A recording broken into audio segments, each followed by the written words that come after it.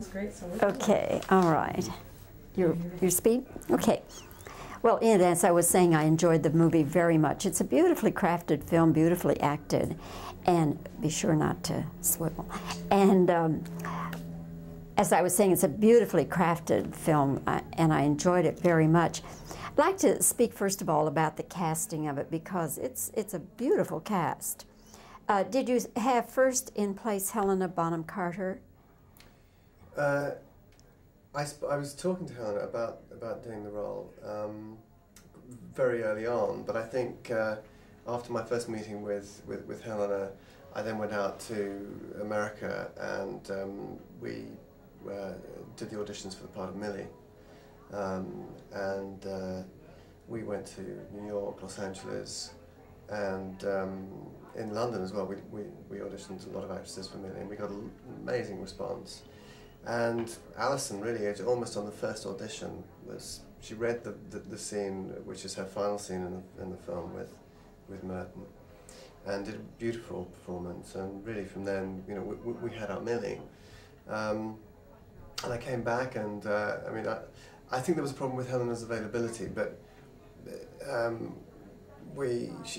she was a very important part in the equation. And I think initially, she was perhaps aware that this was a film that might be considered to be rather similar to other films that she'd done, but after talking to her for a while, she was convinced, and I told her that certainly that wasn't what I wanted, you know, her to do, and that I wanted it to be a different type of performance from her, which is exactly what she was wanting to do, to move on to a more mature role.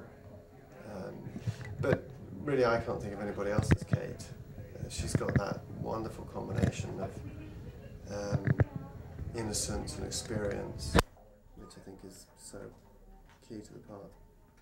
And she just seems so right for the period when she gets into character. She just seems so totally right for the period. Now, what about your male star? Linus Roach.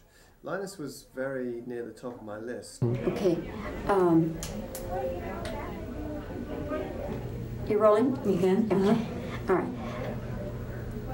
Was Kate the first? No, let me rephrase. Was Helena Bonham Carter as Kate the first cast member you had in place? Well, I met Helena very soon after the script was finished, and she was always really my first choice. But when I was in my initial discussions with her, we talked about the role, because Helena was initially concerned that it was perhaps similar to other roles that she had played, and also there was a problem with dates. She'd already committed to do something else, and in the meantime, sort of mid-conversation almost, I went to America on a pre-arranged casting trip to Los Angeles and New York. Saw a lot of very good actresses, many well-known actresses who agreed to read and do a screen test. And Alison Elliott really just claimed the part by virtue of the way she performed in those screen tests. I always think that there is one person really that is supposed to do the part, and even if you don't know who they are, you just know that there isn't anybody here that exactly is filling, you know, the description. So anyway, we had Millie in place, and by the time we got back to London, very soon after that, Helena was cast. Linus took a little bit longer to bring in, because initially, even though he was very near the top of my list, he also was unavailable, and we were looking for people that had the right combination. Again, as with the Helena's part of Kate, of innocence and experience. We wanted somebody, as with all of the main characters, who had a minimalism, who had a restraint. I knew that a lot of the script was sparse, and that a lot of the emotions were to be conveyed internally. And Merton is almost an observer, the male role of the other women. So it was quite a tall order to find somebody who could be, in a sense, passive, but sort of dynamic in a latent way. And Linus has this wonderful sort of integrity and intensity, and in a quite a relaxed way on screen that made him very appropriate. So quite soon before we started pre-production, we completed the triangle with Linus. People who know the book always are curious from the beginning what changes have been made, and I think at least the number one question they give me is, did they change the ending? So what can you say to people who are fans of the book? Well, the ending isn't changed that much in terms of we didn't put a happy ending on the book, but there is a love scene at the end of the film, which was something that myself and the screenwriter Hussein Amini decided on very early on in the process. And as we rehearsed the scene with the actors, we were convinced that it was something that was very integral and very appropriate to the way that we wanted, in a way, to reinterpret the book for a modern audience. That a lot of the emotions and impulses that are sort of restrained and repressed, perhaps, in the book are more explicit in the film. Which is in keeping with the idea of making the characters more recognizable to a modern audience, to take away the things that distinguish them as characters of their time and more characters of any time.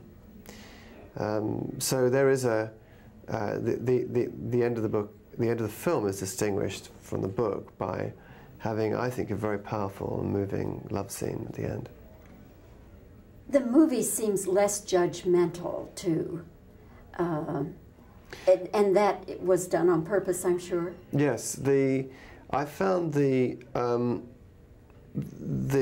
rather objective assessment, I think, that you can detect in Henry James's view of the characters. I found that dated the story, the fact that Kate's wickedness sort of damns her, and Millie is perhaps more saintly than modern tastes would be attracted to. You know, I didn't want people to think, well, she's just a goody-goody. And the idea of, I think, film is more appropriate as a medium where people and characters are presented in the way that they would want to present themselves, and the audience really is then left with the position of being able to make up their minds what they think about them. So, yes, it is less judgmental, and the triangle is more evenly balanced in that sense. We see each of the characters from their own point of view.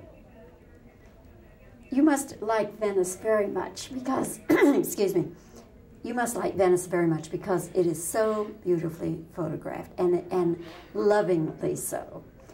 Well, I first went to Venice when I was a student and fell in love with it immediately, and I was staying with people that lived off the beaten track on the island, and I painted different areas and photographed them and got lost in the back streets, and it really is an incredibly potent and atmospheric city. And when I was first asked to have a look at the book Wings of the Dove with a view to adapting it, the fact that the denouement occurs in Venice was a very important part for me, because you know, here was something here was a town, a city that had affected me, and that I had a whole sort of bank of images and ideas to play with, and some of the scenes in the film are sort of very coloured by memories of mine. I mean, for example, drinking wine on the steps of the Salute Church was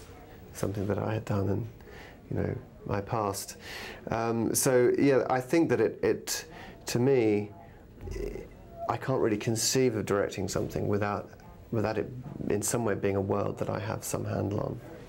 It called to my mind the movie Summertime, David Lean's Summertime. Mm-hmm.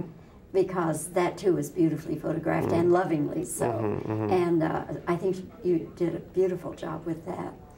One last question, what was your budget for this film? $15 million. Oh my goodness. Oh, yeah, a lot of movie for $15 million. Yeah, yeah. That is remarkable. It can be done. It can be done. I wouldn't like to do it every time. But there are a lot of times we think, wow, we got away with it, you know. Well, it looks like 50 plus at least. Okay, It's wonderful. Ian, I know you're on a very tight schedule, so thank you for coming by and thank you for your time. And I do hope The Wings of the Dove does beautifully. I hope it soars for you. Thank you very much. It's my pleasure to be here. You'll just stay.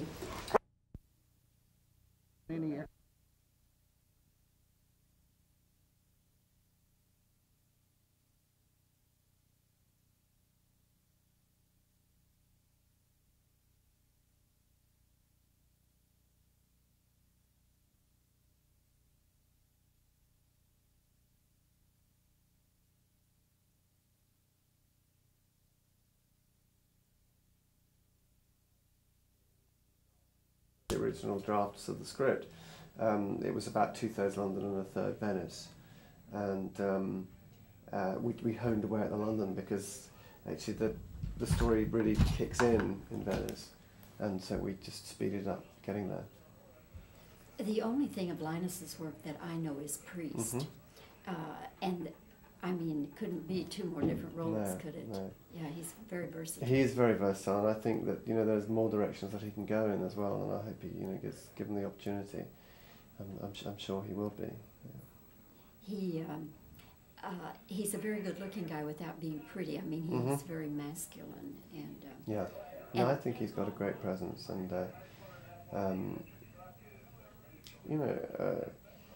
it's. He's a very relaxed performer as well, which I think is appealing. He doesn't try too hard. There are not many histrionics. So. And yet there's a lot going on in his eyes and his head. There's a lot going on, Yeah, a little like Anthony Hopkins. Tony Hopkins could be on the screen for 2 hours and never say a word, and you would know everything that was going on. That's right. It's amazing, isn't it? Yeah. All of that from somebody who says he doesn't really know why he's where he is. Wow.